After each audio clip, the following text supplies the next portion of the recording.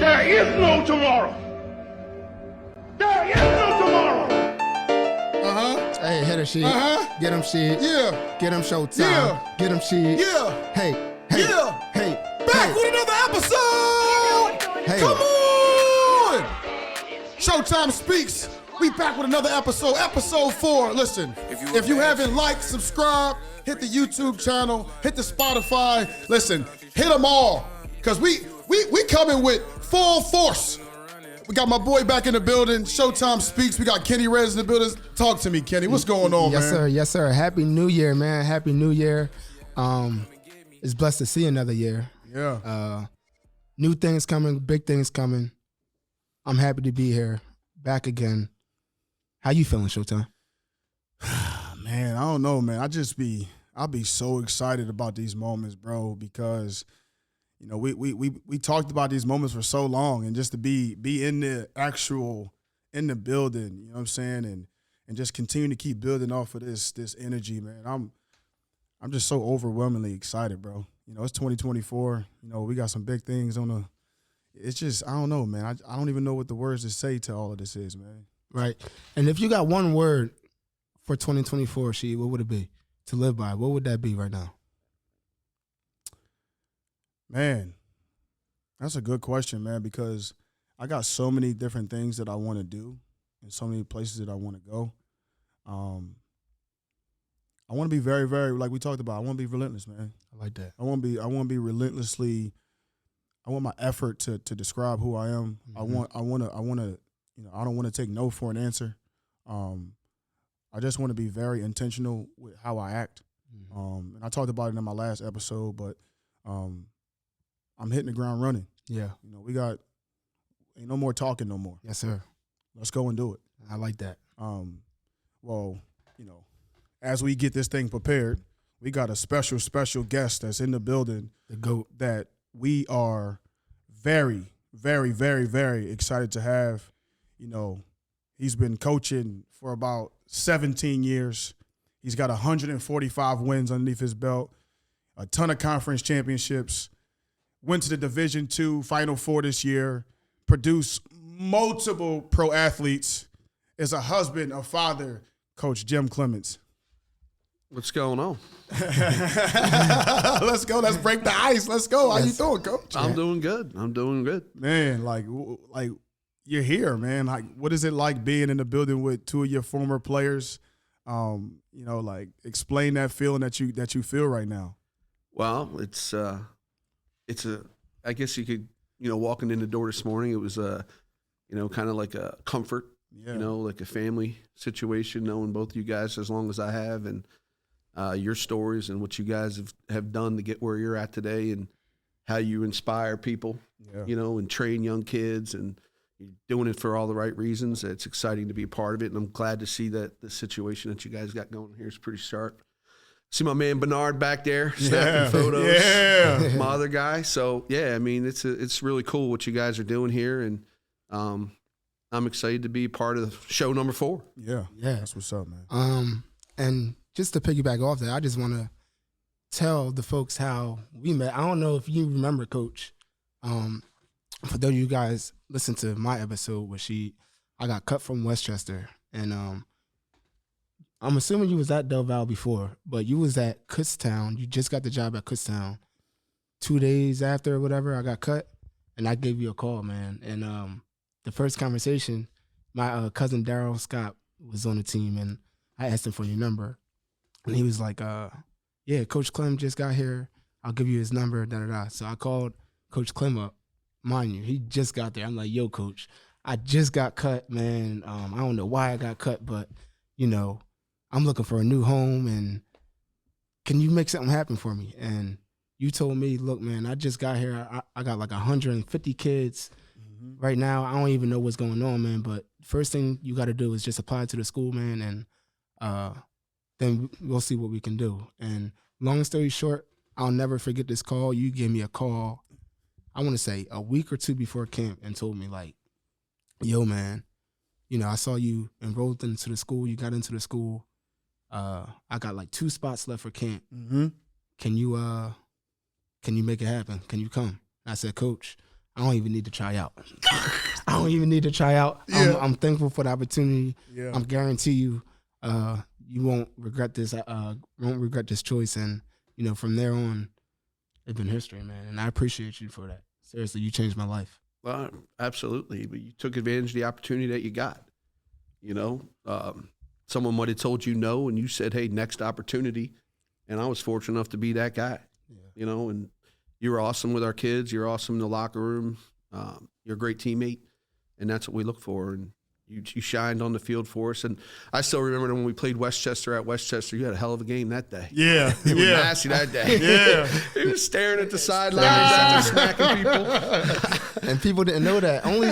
I think only you really knew what happened. I didn't tell people until that following year when I was what happened our senior year, and you know we ended up winning that game. And you know I don't know if you remember, but I made that game winning tackle. He had to put that reminder in there. Reminder, yeah, man. Yeah, I love it. I appreciate you, Coach. Seriously. Yeah, absolutely. No, that's love, man. Just seeing how the whole dynamic of, you know, it's been, 8 years, 7 years, however long it's been, and just to see how you can still feel the love in the room.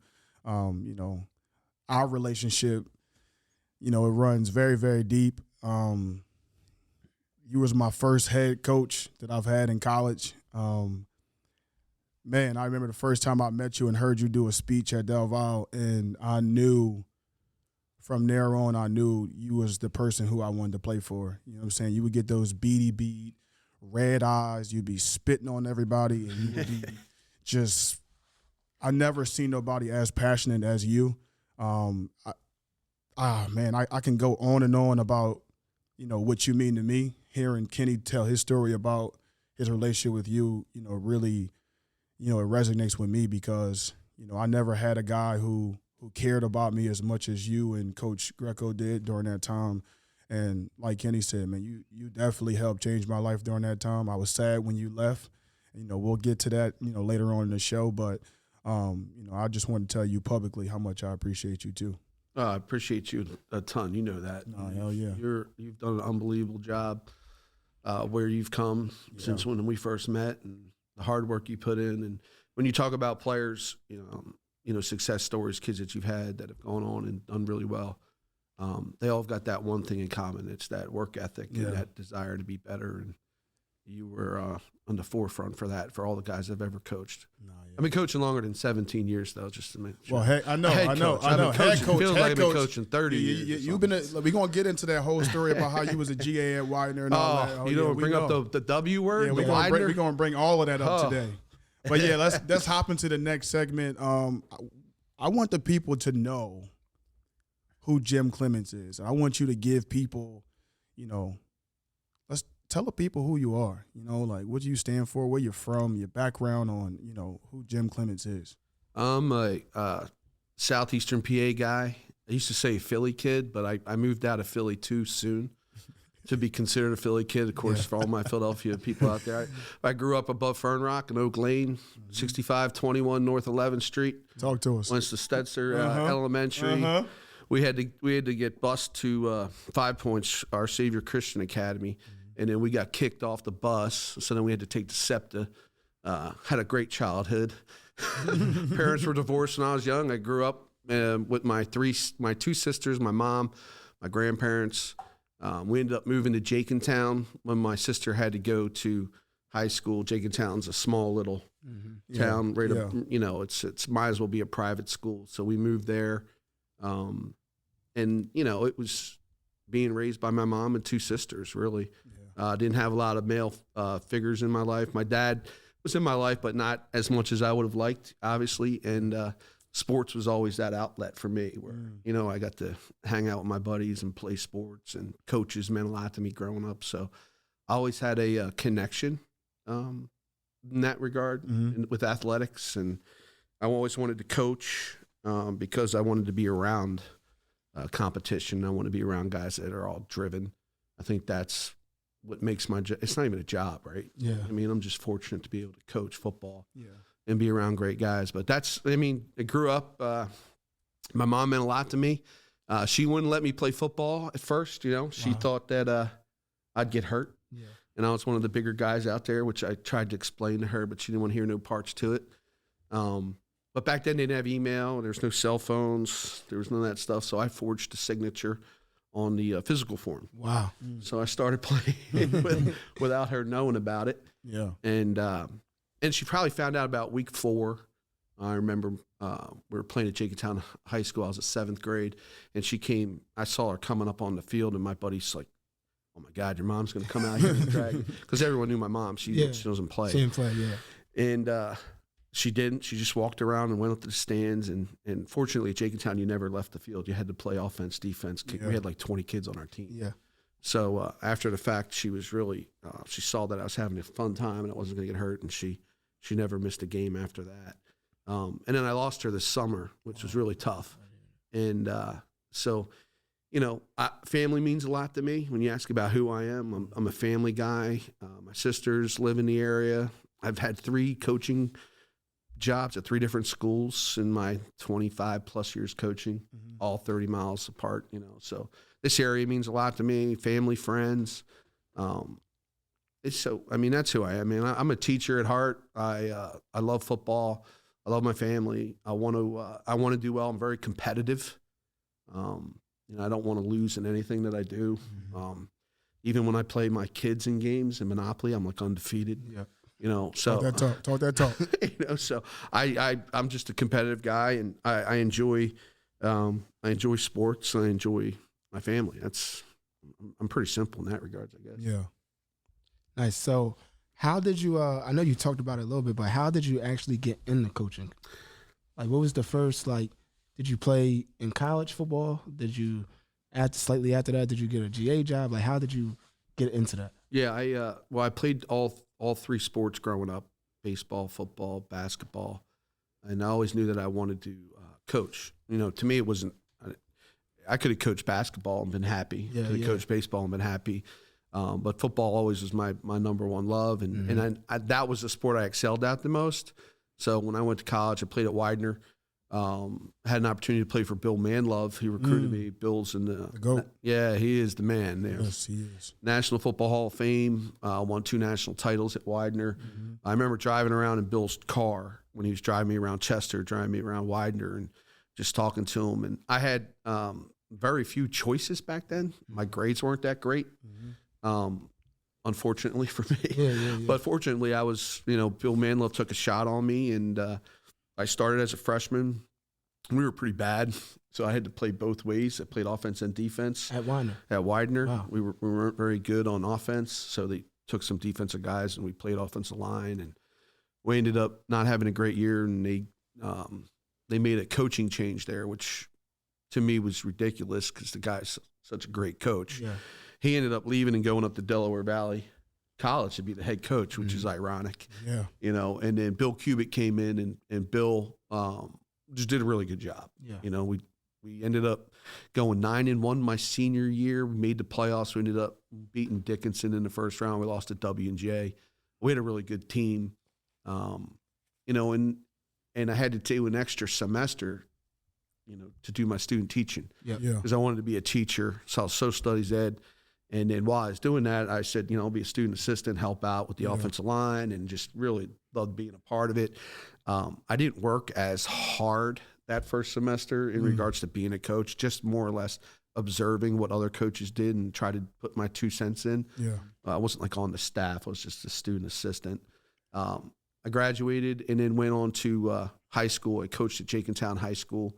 I was the strength coach, the D coordinator, the O-line coach. I was a substitute teacher. I was cutting greens on the golf course. I was tending bar buckets. I was delivering pizza. I had like 100 jobs just to get the heck out of the house, help out mom. And I was fortunate.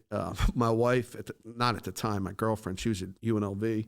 Went out to Vegas for a couple months. There you go. Trying to figure it out. Yeah. And then ended up figuring out that I needed to come back home. Yeah. Bill Zwan gave me an opportunity. The head coach at Widener at the time, he was my D coordinator. He got the head job. He gave me an opportunity to come back as a graduate assistant. Yeah. So I got my master's in secondary ed. And then within a semester on the job, he hired me full time. Yeah. So I was lucky, Yeah. really lucky. And then I was surrounded by a really good coach We went to the Final Four, Final Eight. I mean, if you looked at our overall record since I've been starting coaching, there's not a lot of losses in there. We were a really good team at Widener. No, yeah. And I had an opportunity to keep moving. That's what's up. Yeah, and I just want to make a little joke. Bill, he cut me too, man. Yeah. So was he giving you, like, that was a favor, man? That was a favor? Like, yo, man, pick up.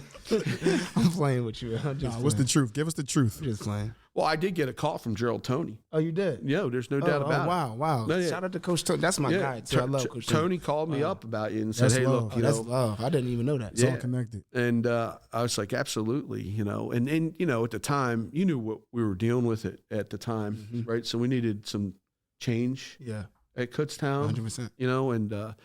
And you got to, in order to create change, you got to make sure you're bringing the right people in, and you were one of those people for sure. Oh, that's love. Shout out to Coach Tony, man. That's information. That's why we got the podcast, man. To hear some information that we never heard before. Yeah, that's love. So going into the next question, you just shared that you lost your mom this year. The next question, that I have with you is, where did you get your passion from? And I know, me and Kenny are very, very passionate people, and we've talked about why we're so passionate in what we do. I think it's important for, kids and people to understand, like, why are you so passionate? Yeah, I know I'm an emotional guy. That has part to do with it.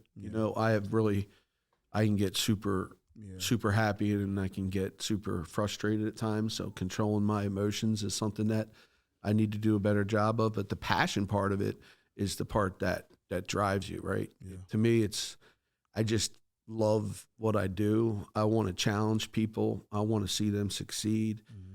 I'm a competitor. Yeah. Right. So, I mean, if passion is trying to get guys ready to go do something that they love to do, I'm all about it. Trying to get them to be the best versions of themselves. Oh, yeah. I don't know. If you're going to do something, you might as well be all in, right? Sure. That's what one of my things my mom said, hey, Jim, if you're going to wake up every day and do something, you better love what you're doing. If you don't have a passion for it, what are you doing? Yeah. And that's the whole point of getting into what I do is I love what I do. I love that I have the opportunity to get better every day and help people achieve goals. And there's times where we don't get better. Well, how are you going to what are you going to do about that, right? You're going to let that happen, or you're going to get back and keep working. And if you don't have a passion about it, it becomes really bland. Yeah. No, it does. It really does. It's stale. No, yeah. And I think, like, it's one of the main reasons why I respect you, and, I just think about my time when I was at Del Valle, and, like, I didn't know a lot of passionate white dudes. White guys, white coach, you know what I'm saying? I never really had that where I was from. I've only seen what I knew. So you were the front line of changing my life on how I envisioned white coaches or white people during that time. Because I didn't really, all my teachers were, and you didn't see how passionate they were. We had a couple of coaches that we had at Roxborough High School, but you were a different type of breed that everything that you're saying has been a part of me for so many years. And now just having this conversation, like, I kind of reminisce on, like, damn, like, this is the reason why I am the way I am. And, you being a head coach, man, like, that's big time, because that type of mentality that we've been talking about throughout this podcast these last few weeks, you've been helping build that mentality in all of these kids for so long, including myself and Kenny and even Bernard. Like it's just like, it's such a pleasure to even have you on the show, man, because, just to reminisce on all of this stuff, man, it's bringing me back to, I remember when I was on JV and I think I made a play or something like that. It was like one of the first or second days or something like that. And I made a play or something like that. And you was like, yeah, you're going right up there on varsity. I still remember you saying it and hearing it, seeing you break so many clipboards, and, man, like, a lot of who I am and a part of me is you, man. And, I'm so glad that we still have our relationship. We get a chance to see each other at the Maxwell Awards every single year, get to catch up and stuff like that. It's so good to see your kids have grown up, and, it's just a privilege, man. And we're going to hop into this next segment. We're going to call this the rapid questions. Okay? Yep. So as we ask you the question, you got to be quick with your response. Okay? So this is how it's going to go. I'm going to ask a question. Kenny's going to ask a question. I got you. You know what I'm saying? And we're just going to go back and forth. It's about 5 questions. So here we go. Is this like I'm supposed to just first thing that comes to First my thing head? that comes to your so head. I can't really think about No it. thinking. No thinking. Let's go. This is where we have a little bit of fun before we get serious. All right, first question. All right, here we go. Favorite thing about football? Physicality. Favorite pregame meal? Eggs. Least favorite thing about coaching? Parents. Favorite football memory? My interception my freshman year. Defensive line in high school. Middle screen. I think it was because I was so slow. That's tough. I got it, and I got tackled at the one. I'm sorry, that wasn't. No, that's good. That's good. That's good. All right, last and final question. All right, 1-on-1. You got. There's no football. It's just 2 dudes going at it. Back in the day, college. Who you taking? Kenneth Williams or Rasheed Bailey? 3, 2, 1. It's showtime. Let's go! Yeah, we just want to have a little bit of fun with that one. How you feel about that, I Kenny? don't know how I feel about that, man. I'm taking me any day of the week. I know it's showtime over here, Coach. I know I wasn't the best coverage guy, but and me and him always go at it. Always go at it, man. Always going at it, man. Every time we have a session, he think he can guard me, man. Every It's crazy. time. But now, man, let's really tap into, the serious part on why I really have you on the show. And I think it's important that kids all over the world and people understand, like, what the head coach is, who he is, what he's about, but also what you expect from these kids. So, going into this next question, when you're recruiting a kid to come play for your program, like, what are you looking for? The first thing we look for as a staff is someone that's going to be a good teammate, someone that really cares about the game, loves the game. That's one of the first questions we ask kids. Like, do you love football? And a lot of kids will say, yeah. Do you love football? Love it, yeah. You got to say it a few times. What would you do without it? Is it something that you need? And then the teammate part of it is how you create locker room culture. Yep. If you don't bring guys in that are going to be good teammates and they're going to hold each other accountable, and they're more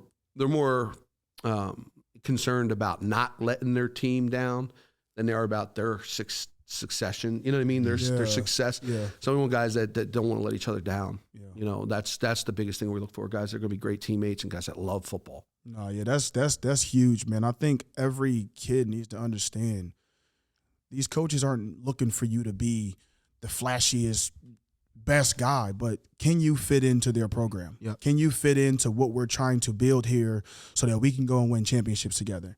I think a lot of kids, once they don't get that first round of success, once they get there as a freshman, they be like, oh, the coach don't like me. The coach don't like me. No, it's a process of all of this. It is, can you be a part of a team? Can you become more of a man? Can you develop your skills? And can you adapt to, the coaching style that this head coach has? I think that's very, very important. What about the eye test, Coach? Do you look at a kid and be like, all right, nah, he's not it?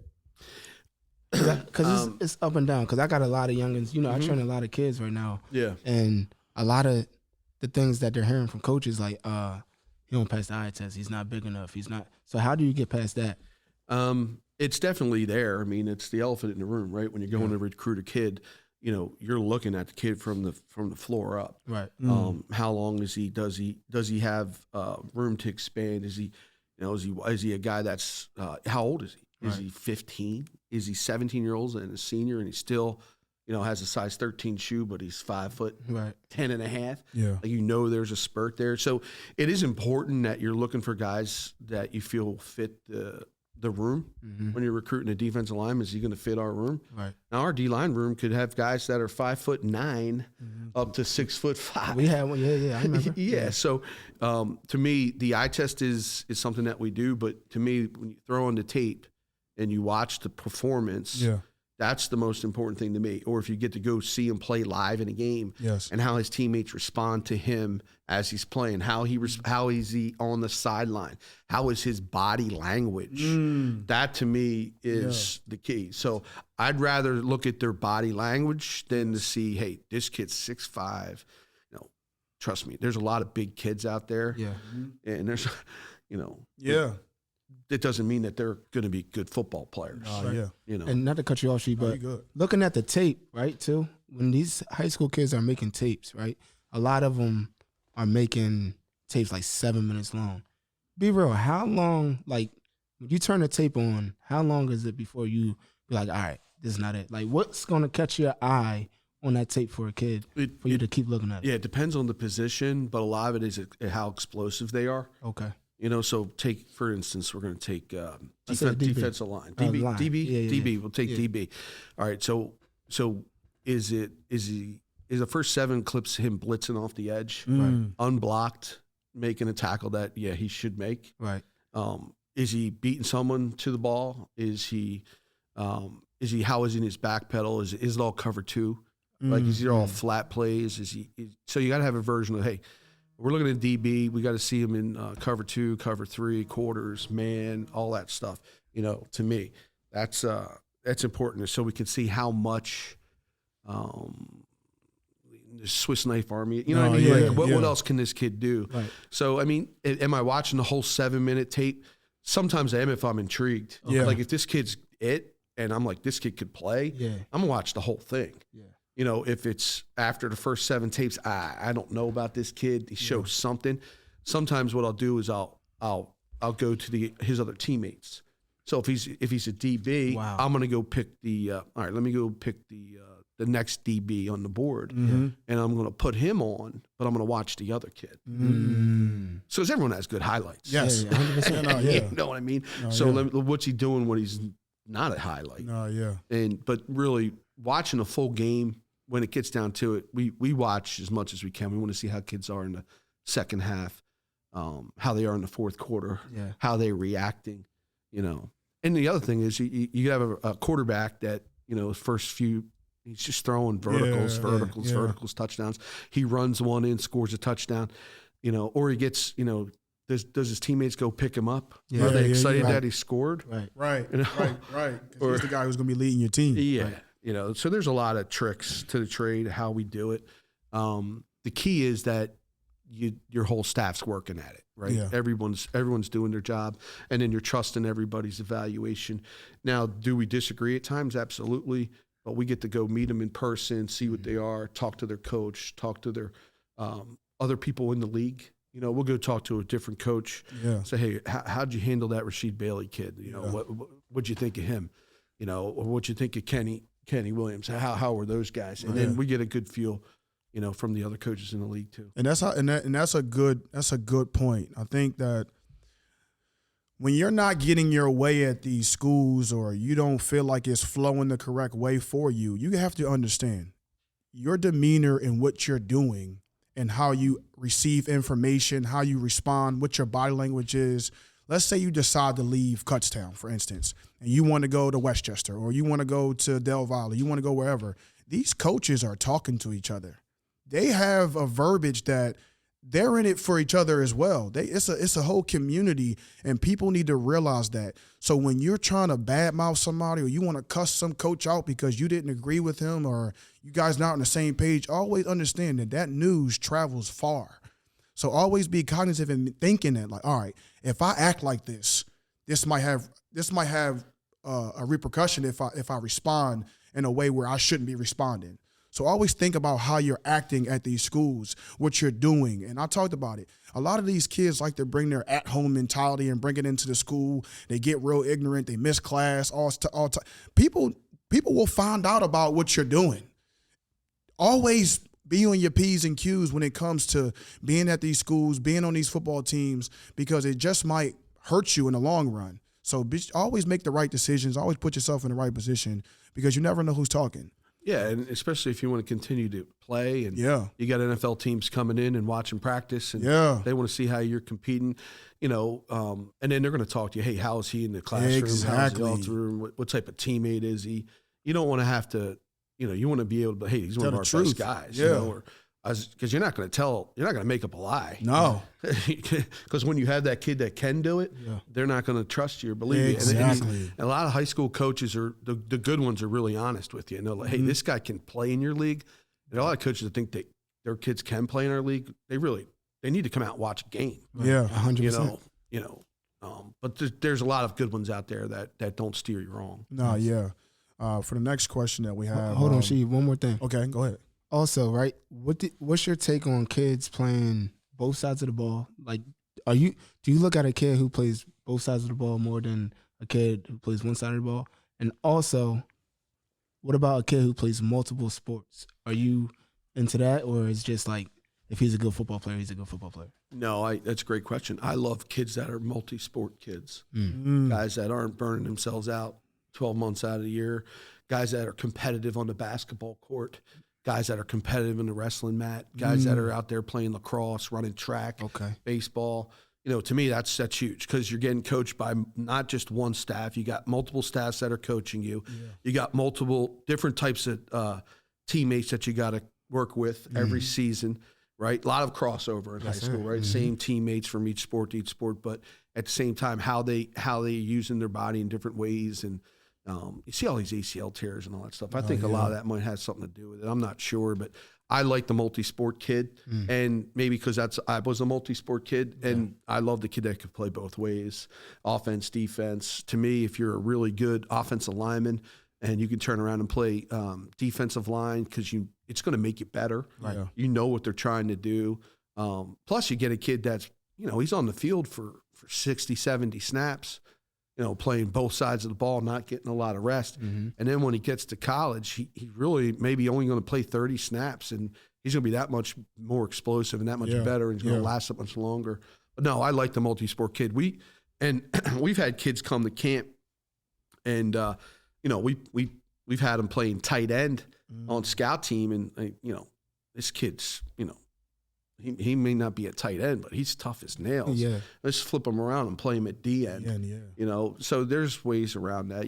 One of our best players ever that I coached down at Widener University, kid Michael Coleman. He was an All-American triple jumper. Wow. And he 200-meter champ, and you name it. I got drafted by the Falcons. Was it a wing T offense in Delaware? They threw the ball maybe twice a game. We got him at our place, and we couldn't cover him. Yeah. We couldn't. There was no one on our defense that could cover the kid, and he'd score every time we threw him the ball. It's a touchdown. To like the third practice, I'm like, Coach, this kid's got to play now. Yeah. But there was a kid that was a multi-sport kid and really didn't shine as a wideout in high school because he didn't have the opportunity to. Right. And we got the opportunity to give him the ball. He was phenomenal for us. So that story sounds familiar a little bit. Yeah. I know you touched on it a little bit earlier in the rapid response questions. You talked about parents. What's your take on it? What's your advice to parents? What would you say to parents, when it comes to recruiting, when it comes to during the season, your kids not playing, et cetera, et cetera, et cetera? Like, what's your take on that? Well, I think the rapid question was, what do I not like? Was that it? Yeah, it was something about your least favorite thing about coaching. My least favorite thing. I like that was a rapid question for all the parents out there, the Golden Bears. All right, because I don't want to come off like I don't appreciate the parents. Yeah. No, we know. We've got a ton of great parents. I've had coached a lot of great kids with a lot of great parents. I'm looking at that more like outside influence on, hey, you should listen to your parents, right? Yeah. I want my daughter and my son listening to me. Yeah. But at the same time, we've got the best interest for the kids. Yes. I mean, we're going to do what's best for them.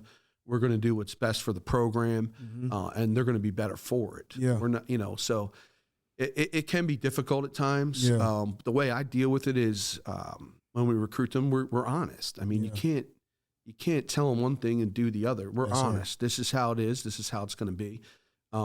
Like we'll have a meeting with your parents. Say, hey, if you ever want to come to practice, you can come to practice. We have open practices. You can check it out. If you want to talk to me after a game about anything at all regarding your son, I will listen to that conversation. If it's about like why he wasn't running a corner route, he was running you guys have him running these shallow routes. Then we're not going to have that conversation. Right. Exactly. Because, it's hard. Football is football, and there's so many things that some of the parents don't really understand fully. And I think I saw an interview with a coach and said, don't give a response if you're not here at practice, or don't tell us what to do or how to do our job if you're not coming in every single week. Or it was something towards alumni or something like that. But it was something in terms of, come watch us at practice. Come see some of the details so you understand what's going on, or why your child's not playing, or why this or why that, so you can understand the game a lot more. I think that's important for parents and kids to understand too. Mommy and daddy can't save you. Okay, this is once you come here and you're a part of my program, you with me. You're grown. You know what I'm saying? You're grown. This is where you're about to become a man. This is where your life is about to change. And I think kids need to really realize that, like, there's no more babying. It's time to grow up. Mm-hmm. And adversity, let your child have some adversity. Yeah. Let your child grow from his own adversity. Yeah. I think that's extremely important. And that's how you get better. It really is. It really is. And it's, it's hard. The game is hard, going through all the adversity and losing and, all that stuff is hard. But, it builds so much character. It builds so much character. I know Kenny, he said you guys had a saying at Cutstown that you guys live by. And yeah, I'll talk about it. No, yeah. It's now I'll never forget, man. We went 0-3 my senior year. And the vibes was off and stuff like that. And I remember you brought the team in one practice. I think we were starting against the East, because we call ourselves Beasts of the East. And you was just saying, like, look, man, like, everything that we done is over. The record, whatever. We need to focus on going 1-0 every day. If we go 1-0 every day, 1-0 every week, that's the focus. Not looking past it, not looking behind us. Let's focus on this day. We can win each day. Little by little becomes a lot. And I was telling she, I live by that now, man. Like, every single day, I'm trying to go 1-0. I'm trying to go 1-0 every day. I'm trying to go 1-0 every session. Every chance I get to do something, I'm trying to go 1-0. And, I kept that mentality. And I'll never forget, man, when we start focusing on each practice and each game rather than, like, looking ahead, we was winning every week by week. Look, we're not looking to Westchester last game of the season. Yeah. We focusing on Cheney, beat Cheney, 1-0.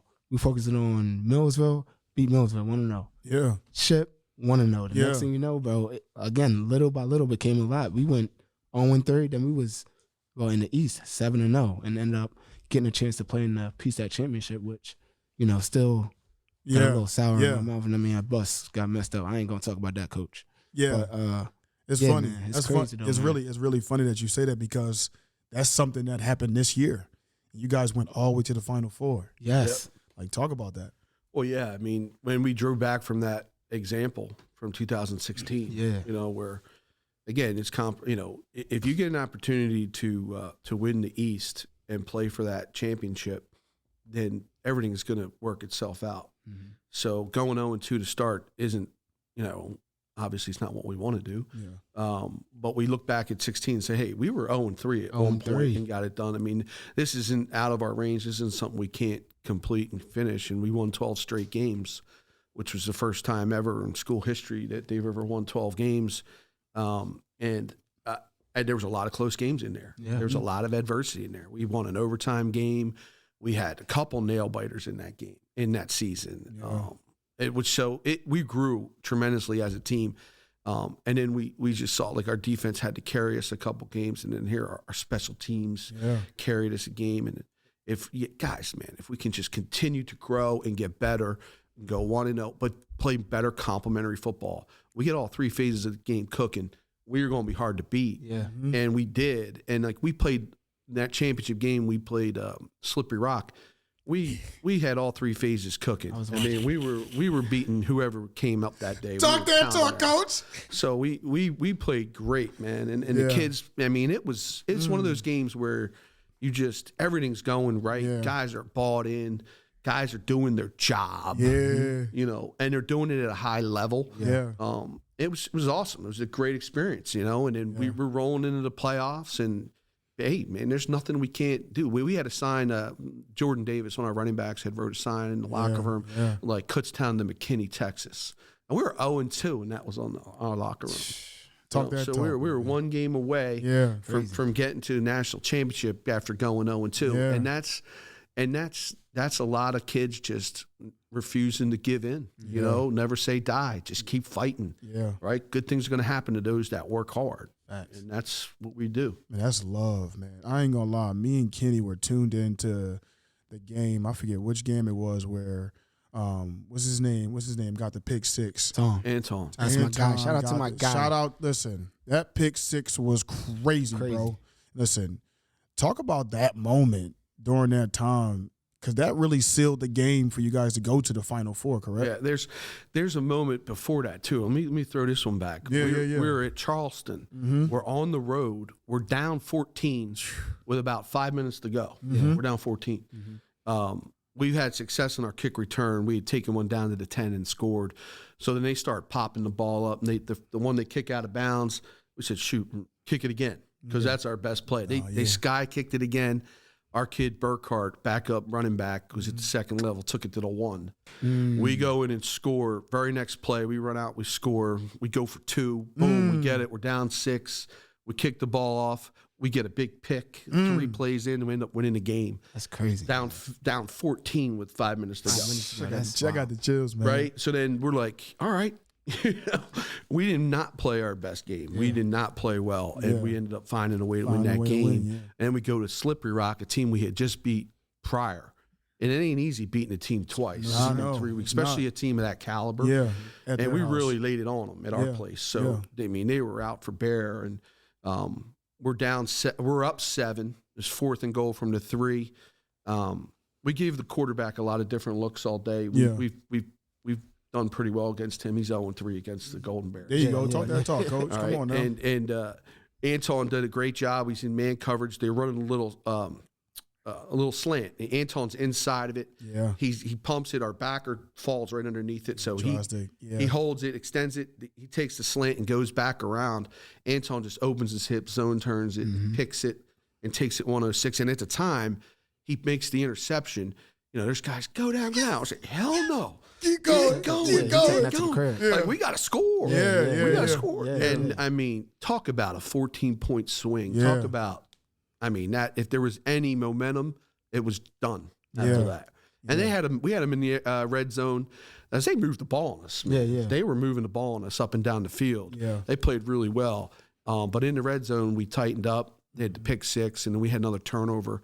One of our weak side safeties plays whip. Came down, smacked the ball out. Man, the ball's loose. We get on it. You know, there's another scoring chance that they don't get. And that's love. The Golden Bears just continue to find a way to get it done. It was exciting. It was awesome. No, that's man. We were screaming and hollering. Screaming, man. You know, he trained with the best. Come on, he does. He is. And Mr. Hickens' finest. He is doing a tremendous job, man. I'm so proud of him. Every time I tune in, I'm watching how you coach, and I'm watching him. You've had a lot of guys come out. Craig Reynolds, Jordan.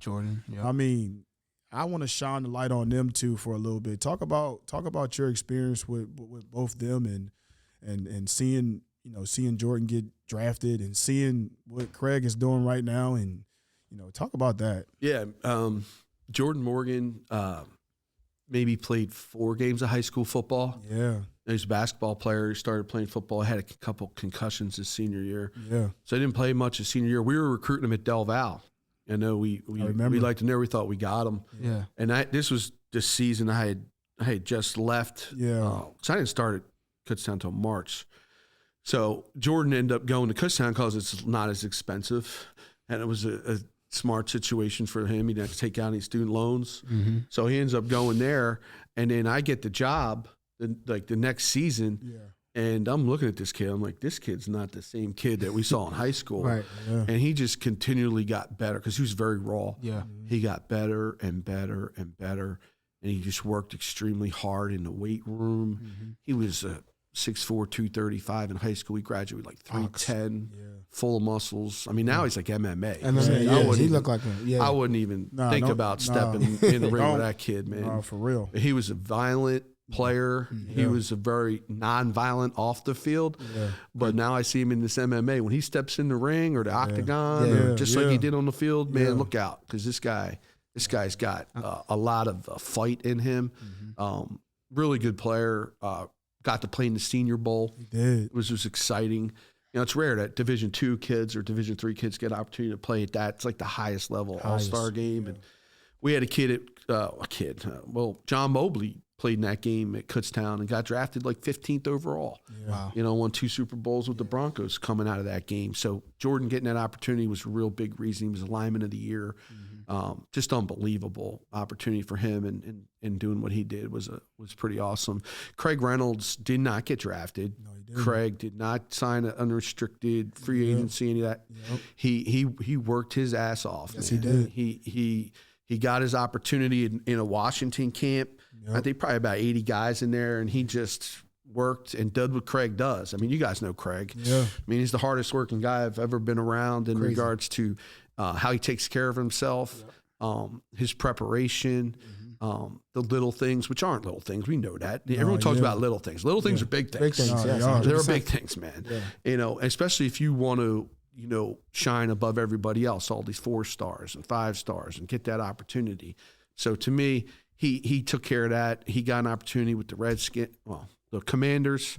They were the Redskins at the time. Yeah. And he ended up, I guess Darius Geis got hurt. He ended up playing, and then he came back and he got cut. It's the NFL cutthroat business, and fortunately for Craig, he got picked back up. Yeah, he did. Was on the practice squad with Atlanta. Got an opportunity with the Jacksonville. Yeah. Then there was a coaching change there, and they bring in the genius from Ohio State, and you know how that went. Yep. Yeah. And then he get an opportunity. He came back to Kutztown. He was home. You know, he was jobless. He didn't have a place to go. Yeah. But that didn't stop him. Nope. You know, he knew what he had in him, and he kept working and getting better and pushing himself. His agent did a really good job getting him a tryout with the Lions, and he was late for the tryout, man. Yeah, he was. I mean, he missed a flight. Yeah. The whole thing was like foobar. And we're like, oh, this can't happen. This is his shot, and this is going to be the reason. And he wouldn't let that happen, and he got his opportunity. And I mean, it's like they should write a Disney movie about it, you know? I mean, and they covered it in Hard Knocks, they did a really good job of that. But, you know, he's the guy that's got a chip on his shoulder. He will always have a chip on his shoulder. Proud of him. And he's just going to keep working. And he's so good without the football, let yes, alone he just is. with it. So he's an awesome kid. And then we had a kid, Jerry Capp. He was another Hard Knocks guy. Jerry, he was with the New York Jets. Yeah, we HBO should like give us a full scholarship or something. And let's not forget about Terry Williams and AK. They got a shot too. They got a shot. Charlie played in the CFL. I think he might still have a record for kick returns. He does. He for Calgary. Yeah. And then and then AK was with Tampa for a little bit. And but like the Hard Knocks thing with Jerry Capp was special when he did the Eminem thing. Like, come on, because we all know Jerry is faith, family, football. Yes, he'll never cuss. He don't curse. He's 2-time captain for me. Great kid, phenomenal teammate, hard worker, unbelievably hard worker. Getting everything he can out of what he has. And then when I saw him do that Eminem thing, I was like, "Oh my gosh, are you kidding me?" I was turned up when I seen that. It was crazy. But he's awesome. Yeah. And then he's still working too. Like he's trying to stay in shape. He is in shape. Yeah, he's in shape. He's waiting to get an opportunity, and maybe this UFL thing happens here in March. Maybe he gets a chance somewhere. Whoever does take a flyer on him they're going to be happy they did. For sure, for sure. Because he's one of those guys who can do everything as well. Yep. You know, and you said something that was very important, and a lot of kids need to really hone in on what he said. Being good without the football. Being good without the football, coaches love that. Coaches love those type of players because those are the relentless players. Those are the players who care about team and they care about doing the small little details on the football field. And I think that's very important for kids to really hone in and understand because you're not going to always touch the ball. You're not going to always be around the ball, but it's can you shed a block and play your gap? It's can you block? Can you do this? Can you do a lot of the dirty work that a lot of people won't do? And, you know, just like you talk about Craig has been – I'm so proud of him just to see him doing what he's doing. You know, I think I saw something where they set a record with the running backs where they got touchdowns for, you know, consecutive games. And I mean, that's just, man, I'm just so proud of him, man. Love. And again, man, it doesn't matter if you're Division I, Division II, Division III. Coach Clements was at the Division III and Division II level and had high-level guys get opportunities at them levels. So, as he said, just them little things are big things. So do the little things right, and everything else is gonna come into place. So No, yeah. it's love. No, yeah. You know, I did want to share a story. I know we're kind of, you know, cutting it. We're going long right now, but when you left, I remember the day you left Del Valle. Man, I remember we was all in the We're in the wrestling we're in room. the wrestling room, and you came and broke that news. You kind of almost talked about it when you was recruiting Jordan, and I kind of got mad a little bit because you left us and you went to Kutztown. But I remember that moment like it was yesterday, man. I was crying. You were tearing up. You were crying, Oh, man. yeah. What did it mean for you to be at Del Valle for all the years that you was there? I mean, it's unbelievable. Like people say, hey, well, you've been coaching so long, you've only been at 3 spots. I'm not that guy that's like chasing the next job. I'm like chasing the next quarterback. You know, I'm chasing the next players. I'm not worried about getting the next job. So it was very difficult to leave Del Valle. And we weren't, you know, we were good. We're a really good football team. Yeah. And in order to make that change, I had put 10 years in there. I thought and they gave me my first opportunity. I just really loved the place. I still love it. I mean, the great kids, great alumni. The staff there was phenomenal. I knew that, you know, Coach Greco and the staff were going to be okay. I would never have left if I knew that wouldn't be the case. Yeah. Because I couldn't bring anybody with me. Yeah. Right, which is different in the PSAC. I just couldn't do it. It was a leap of faith, man, and I had buyer's remorse. I'm not gonna lie to you. I mean, when I got there 2 days before spring ball, and it was, man, what did I get myself into? Like, I don't know. I had no idea about the coaches that I had inherited. I knew the players a little bit because I remember from recruiting them, some of them. But it was a leap of faith, and then I had to evaluate the kids. I had to evaluate the coaches. I had to really figure out how are we going to get this thing turned around, and what can I do. But Del Valle is a huge part of me. I still have my Del Valle gear. I probably could have. Come on now. I know. Yeah, you got that Kutztown thing. A huge part of my career, and Frank Wolfgang, the AD, gave me that opportunity, and a lot of the reasons I left Widener. I mean, it was the same situation when I left Widener to go to Del Valle. I was upset about it. You know, I mean, I was leaving kids I cared about. Oh yeah. And but I knew I had a chance to be a head coach because at the time Billy Swan had left to go to Westchester after 2002 season. I tried to get the head job at Widener, but I was too young. They said I was too young, so I didn't get the interview. They had hired another one person on staff, Dave Wood. So I thought, hey, I owe it to Dave to be here with him and help him, you know, in the transition year. And I did that for that 1 year. Then I left the next year because I knew, I would be running the defense. And I knew that they had the offense in place.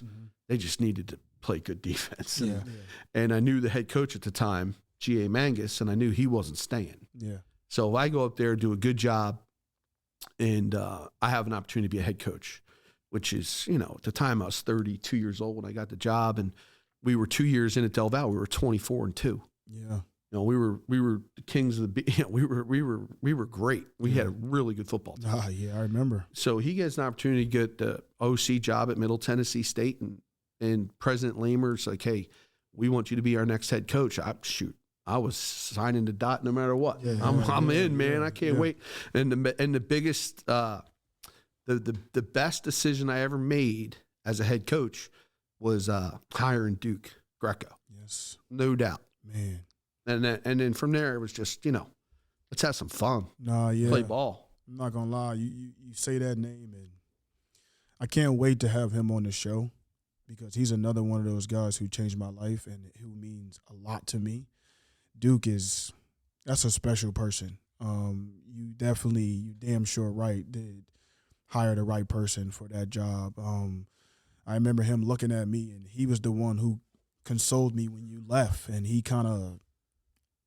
put those arms around me, not physically, but you know how he is. He's not trying to show all his emotions all the time, but he loves you. But he put those arms around me, and he took care of us, and he's doing a tremendous job. He's probably doing a better job than you did when you were there. There's no doubt.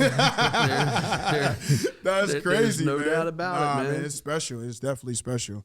We wouldn't be we can't do this show about asking about your family, man. Like, what's going on with Hayden? What's going on with the family? Like, let's talk about that a little bit. My wife Sue, she just started a new job and she's working at Springside Chestnut Hill Academy. Oh, really? Yeah, she was at Phoenixville School District. She's a school psychologist, Dr. Clements. She's the doctor of the family. You go. Great school. So she's over there starting a new journey, and she had to take a leap of faith too. You know, she had been in the same job for 18 years. Yeah. You know, she kind of get caught into Change, us. Like, change is good. Like, you can go do this, and and I'm proud of her. She's doing a good job there, and she's excited about that. And my son's a freshman at West Virginia. He's a Mountaineer. Go Mountaineers. Big bowl win for West Virginia. He partying up there too. I already know. I know, man. I know. That's a party. Hey, wrap it up, kid. He did a fraternity deal, and he got a tattoo. Yeah. No. Coach, I'm telling you, man. But he got a 3.0, so There we he go. kept his academic scholarship, and that's all that Dad all that cares matters, about. Right. And then my daughter's an ace. She's a freshman at Perkins Valley High School. She's starting on the varsity field hockey team. She's a club. She plays U16, U19. She's the athlete of the family. She's really gonna be something. That's what's up. That's love.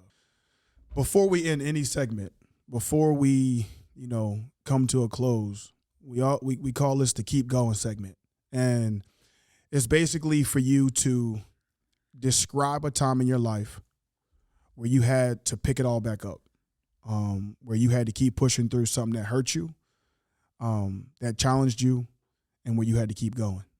Describe a time. And I know you told me this ahead of time, and I didn't do a great job of research. But describe a time where I was something bad. I mean, we talked about it earlier. Like, the toughest time in my life happened in June, and that's when I lost my mom.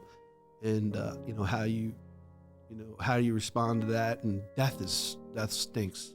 It sucks, especially when someone raised you for however many years, and she meant the world to me. So losing her was really difficult, and trying to keep my kids right and my sisters right was difficult, because you're there when in the end. So I mean, that was really hard. And then having this season, like the first season I've had without her, was tough. So how do you figure that out, right? That's a tough one. And it's just my mom, do what my mom would have wanted me to do, just to keep marching on, doing what you do, make a difference in kids' lives, and give your best, and good things will happen. And we had the best season ever in Kutztown history, and she's watching every single game, so it was awesome. Man, I love you, man. That's big time for you to share that and to talk about that, to show your vulnerability. This is what ShowTime Speaks, and this is what this is all about. To be able to have these conversations, this is not an interview, this is a conversation. And for you to share that, man, you're a special dude in my life, you're a special dude in Kenny's life, Bernard's. Man, we love you, man. And, continue to keep fighting your fight, and, we're here with you, we're fighting with you, and we appreciate you, man. Yeah, you guys are awesome. Appreciate you. Love you guys. You know that. We're family always. Yeah. Always an Aggie, always a Golden Bear, always a Pioneer, always, man. Yes, sir. Yes, sir. And as we come to a finish, continue to stay on this journey with us. Continue to be with us. Continue to walk with us. You already know, man. It's always ShowTime Speaks. Yes, sir.